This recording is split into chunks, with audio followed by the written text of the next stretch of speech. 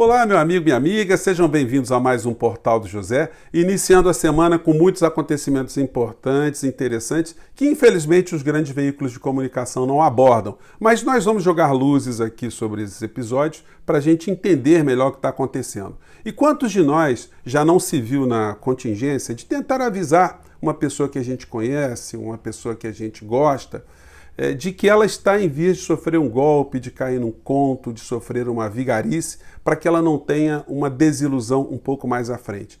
Muitas das vezes você até entra em conflito com a pessoa, porque a pessoa não quer acreditar às vezes que o que você está dizendo é verdadeiro. Hoje nós não estamos nessa contingência apenas com uma pessoa, mas com uma parcela muito grande da sociedade.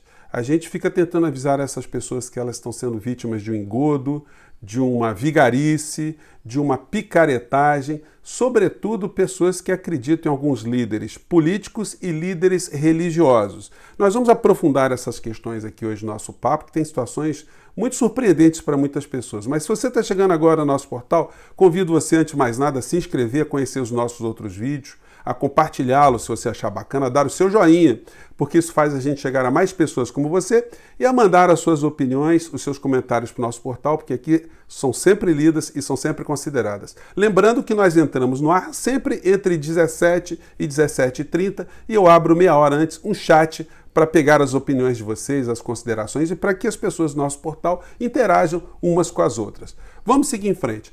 Eu quero abordar, em primeiro lugar, repercutir mais uma vez a fala que o presidente da República emitiu esse final de semana, que as redes bolsonaristas ainda estão repercutindo muito, no sentido de mostrar que o presidente não teme uma eventual prisão mais à frente. Será que a gente deve considerar essa fala do Bolsonaro como uma fala pertinente e consequente? Eu vou colocar aqui para quem não assistiu esse trecho da fala dele. Vamos lá aqui. Opa. Disse aos apoiadores que não há chances de ser preso. Eu tenho 3 alternativas para o meu futuro: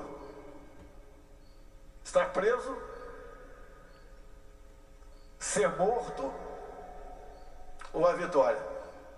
Pode ter certeza, a primeira alternativa, preso, não existe. Gente, essa fala do presidente, ela deve ser considerada? Eu digo para vocês, não. Porque uma eventual prisão, no caso que ele está apresentando aí, não depende dele. Não é ele que decide se ele vai ser preso ou se ele não vai ser preso. Se vocês analisarem a mentalidade de pessoas que cometem crime ao longo da história, aliás, esse foi um grande desafio que eu tive quando eu fiz mestrado em Ciências Penais na UFRJ. A gente discutia ali nos nossos seminários, né, o que faz uma pessoa a delinquir. E o que faz uma pessoa ter medo ou parar de delinquir? Algumas respostas nesse seminário surgiam. Por exemplo, o criminoso ele não teme a lei. O que ele teme sempre é a possibilidade de ser preso. E eles cometem crimes porque eles acham que jamais serão presos. Um ou outro tem uma visão mais fatalista, né, de si mesmo. Ele acha que um dia ele pode até ser preso ou pode ser morto, mas ele vai fazer de tudo para não chegar a esse ponto. Uma vez também conversando com promotores de justiça, amigos, né, eu sempre tive uma grande interrogação se o criminoso ali diante do promotor e do juiz, quando eles estão fazendo acusação ou sentenciando, se o criminoso ele desenvolve algum ódio pessoal com essas pessoas que estão ali. As respostas mais frequentes era que não. O criminoso, ele sempre, quando ele está sentado ali no banco dos réus, ele fica refletindo muito mais nos erros que ele cometeu para ter chegado até aquela condição de estar preso ali. Eles ficam pensando onde é que eles erraram. O arrependimento de cometer crime, isso é raríssimo, alguém ter cometido um crime e ter um arrependimento. Essa transgressão às normas sociais, elas têm vários níveis. Tem desde o pequeno criminoso, o batedor de carteira, ao mega criminoso, o cara que está dentro da estrutura do Estado, como é o caso hoje no nosso país. Pessoas com a mente criminosa e que acham que nunca serão presas. Se você perguntar para o Sérgio Cabral, que está ali cumprindo mais de 300 anos de cadeia por corrupção e outros crimes conexos, se ele achava um dia que ia ser preso, ele ia dizer, com certeza, não, eu nunca serei preso. E por conta de ter essa certeza é que cometem crimes de uma forma muito consciente. Alguns cometem alguns atos, mas acham que não estão cometendo crimes. Isso acontece muito em criminosos sociais, vamos dizer assim, que eles acham que estão se conflitando com a lei, mas é porque o Estado é muito injusto. Então ele tem uma legitimidade ali de transgredir e acha que isso não é uma coisa injusta. Isso faz com que, se a gente analisar os crimes ou criminosos no mundo inteiro, você sempre vai ver uma certa legitimação no ato daquele indivíduo. E no mundo político? O cara comete uma série de transgressões e acha que está fazendo bem, ou ele acha que nunca acontecerá nada com ele, porque ele acha que tem uma parcela ali de pessoas que acreditam que ele está fazendo bem. É o caso do presidente da República. Ele, quando terminar o mandato dele, ele sabe que vai ter muitos problemas com a lei. E a gente está dizendo aqui muitas vezes, baseado no que está na Constituição, no que está no direito penal, que ele será preso, é uma questão de tempo. Muitas pessoas podem não acreditar nisso agora. E é por isso que ele vai tentando mostrar cada vez mais que tem apoio político, apoio em algumas áreas da sociedade que o protegerão num caso mais extremado. Então, gente, se você olhar para todos os criminosos no mundo, Al Capone, Pablo Escobar, Lampião, vocês podem pegar em várias partes do mundo.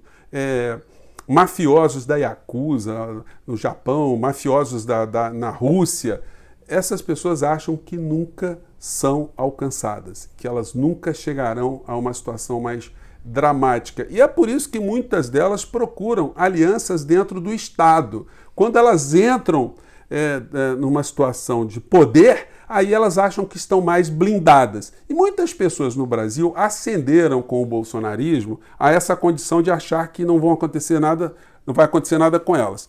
A gente está vendo, por exemplo, alguns colunistas fazendo aqui abordagens muito críticas e cáusticas, né, no que está se transformando o 7 de setembro aqui no Brasil. O Miguel de Almeida ele escreve: pastores e meganhas no 7 de setembro. Gente, o que está acontecendo no Brasil é uma coisa absolutamente enlouquecedora. E aí a gente fica querendo avisar as pessoas que a gente conhece do grande engodo, mas está complicado. Mas a gente tenta, né? Vamos colocar aqui mais algumas situações. Mais um grupo de pastores, eu já mostrei aqui para vocês, tem feito convocações para o dia 7 de setembro. O que leva um líder religioso num país onde seus fiéis estão com dificuldades financeiras, estão desempregados ou estão no subemprego, têm dificuldades para estudar, para cuidar da saúde, para se tratar quando pega Covid, para comprar medicamentos, para cuidar de sequelados, enfim. O que levam essas pessoas a irem para as ruas para defenderem algo que elas não estão percebendo? Defender, por exemplo, a liberdade de expressão. Se chegar para uma pessoa que mora numa comunidade, que está passando por todas as dificuldades, está pagando o gás a mais de R$100, a energia elétrica com aumento, uma insegurança total, muitas vítimas de milicianos, dizer para essa pessoa que o problema dela é a liberdade de expressão, que ela está tendo o perdimento, a ameaça da sua liberdade de expressão, isso não faz o menor sentido. Então, como é que uma pessoa dessa se desloca de uma região longínqua da cidade para a Zona Sul, por exemplo, aqui no Rio de Janeiro, para fazer manifestação? Vamos fazer aqui rapidamente um retrospecto aqui do que essa gente anda divulgando nas redes sociais, esses pastores aqui. Vamos lá. Paulo, na Avenida Paulista, eu gostaria de convidar você a estar conosco, vai ser muito especial. Esperamos você, que Deus te abençoe, graça e paz. Olá, meu querido, me chamo René Terranova. Dia 7 de setembro, às 14 horas, te aguardo na Paulista. Vem lutar pelo Brasil. Dia 7 às 14 horas, pela nossa liberdade. Vou ficar por aqui. Tem muito...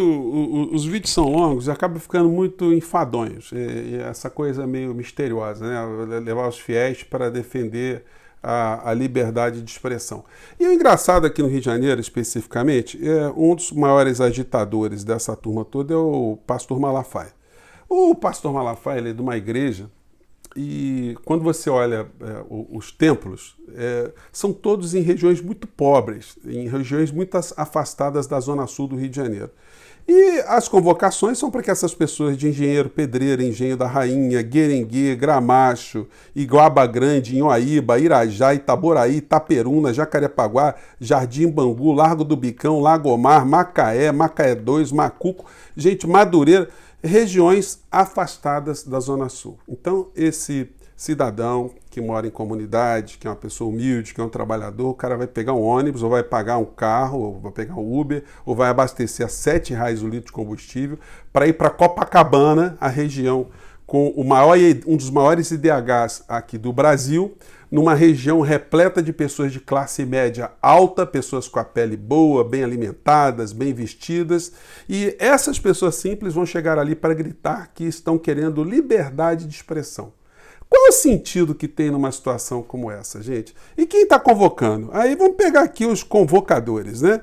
Os convocadores, eles não vão de ônibus para essas manifestações, porque eles já aposentaram o transporte público, o transporte terreno, o transporte dos mortais há muito tempo. Essas pessoas, elas vão no luxo absoluto. Vamos passar aqui um vídeo rapidamente, sem o áudio, dos aviões dos pastores que estão convocando as pessoas pobres a se deslocarem das periferias para a zona sul do Rio de Janeiro para fazerem manifestações ali para defender liberdade de expressão. Vamos acompanhar rapidamente aqui. Edir Macedo, Jato Global Express. Olha aí o jato do bicho Macedo. O bicho aqui gasta uma grana. Valdemiro Santiago, 48 milhões de dólares, gente. O avião do Valdemiro Santiago, o homem do pastor do feijão. Silas Malafaia, jato Cessna, 12 milhões de dólares. Dinheiro de quem, hein, gente? Dinheiro da rapaziada, né? R.R. Soares, jato King Air, 5 milhões de dólares. Também tá aí, todo sorridente. Eles disputam entre eles, né? René Terranova, 5 milhões de dólares. Também esse pessoal, enfim, quer ficar perto de Deus, né? Samuel Câmara, jato King Air, 5 milhões de dólares, tá aí. Gente, é muita gente andando. O Estevão Hernandes também está convocando para manifestação, 3 milhões de dólares, é um aviãozinho baratinho, né? Esse pessoal ilude os seus fiéis de uma maneira geral, para mostrar poder político. Estão todos servindo ali como massa de manobra. Isso me lembra de uma forma muito triste como as periferias são utilizadas no mundo para defender interesses de classes dominantes, de classes economicamente superiores, né? Aqui no Brasil mesmo, quando a gente analisa o que foi, por exemplo, a Guerra do Paraguai, quem acabou indo para os frontes foram escravos que eram recrutados ali nas senzalas, nas grandes fazendas, para irem para a linha de frente para combater muitas das vezes até ex-escravos ou escravos de outros exércitos também. Foi uma situação absolutamente enlouquecedora. O Paraguai também tinha exércitos também de ex-escravos também, ou escravos estavam ganhando a alforria ali para poderem lutar contra os escravos brasileiros. Se você pegar a Guerra de Secessão nos Estados Unidos, muitas vezes os donos de terras, os grandes fazendeiros, compravam o passe dos seus filhos para que seus filhos não fossem lutar na Guerra de Secessão. Mandava lá alguém para o lugar a troco de dinheiro. Quando a gente pega os conflitos mais modernos, se a gente for para os Estados Unidos e pegar, por exemplo, o Vietnã, só quem morreu no Vietnã foram soldados de origem latina e negros. Os soldados pobres. E hoje nos Estados Unidos se recruta para fazer parte do exército americano jovens também, egressos também de periferias, jovens com baixa instrução, sem emprego, para defender os interesses não da maioria do povo, mas para defender interesses muitas vezes não confessáveis, interesses geopolíticos. Nas guerras, normalmente quem acaba por morrer, acaba por colocar sua integridade ali em risco, são sempre as pessoas mais pobres também. E aqui no Brasil hoje estamos vendo essa reprodução elitista, bandida, sacana de pegar pessoas humildes para defender não os interesses da população brasileira, mas não para defender os interesses dos próprios fiéis ou dos próprios brasileiros, mas para servirem de massa de manobra. As elites, elas têm se movimentado também. Hoje está em vários jornais a notícia que a Febraban, que os banqueiros já estão começando a ficar invocados com o Bolsonaro, porque por mais que eles estejam ganhando dinheiro, o cenário político está tão complicado que eles já estão vislumbrando que isso pode dar prejuízo lá na frente. Então, como eles raciocinam com uma nota em cima da outra, eles estão querendo agora fazer um manifesto pelo fim das tensões entre os três poderes. Mas não tem tensão entre os três poderes. Tem tensão provocada pelo presidente da República que está tentando salvar a sua pele e das pessoas que estão no seu entorno e que acha que nunca vai ser preso. E que a história mostra pra gente que as pessoas que transgridem, elas acabam sempre tendo algum tipo de problema com a sua liberdade ou com a sua vida. Isso não depende da vontade específica do procurado, do foragido, do criminoso, do bandido, como diz no italiano, bandido vem de bandito, que é um banido, alguém que está fora da lei, alguém que está marginal à lei. Não depende da vontade dessas pessoas. Elas vão tentar sempre fugir de todas as formas, tentando escapar, comprar, subornar, corromper para que a justiça não se faça presente no caso delas. Mas a justiça, como todos nós sabemos, ela demora muitas vezes, mas ela acaba chegando. E muitas vezes, para quem acredita em outros aspectos, né, a justiça divina também, ela faz muitas surpresas para nós aqui, os terrenos aqui na nossa terra redonda, né? Gente, eu fico por aqui. Mande seus comentários, suas opiniões. Não desistam de continuar o tempo todo a conversar com as pessoas, por mais que elas estejam acreditando ainda no inacreditável, nas figuras que estão aí, porque nós estamos conseguindo lentamente chegar, provocar muitas reflexões. De tanto a gente avisar, quem sabe a gente consiga despertar algumas pessoas desse sono profundo que elas estão vivendo. Gente, eu fico por aqui. Um grande abraço. Até o nosso próximo encontro. Tchau.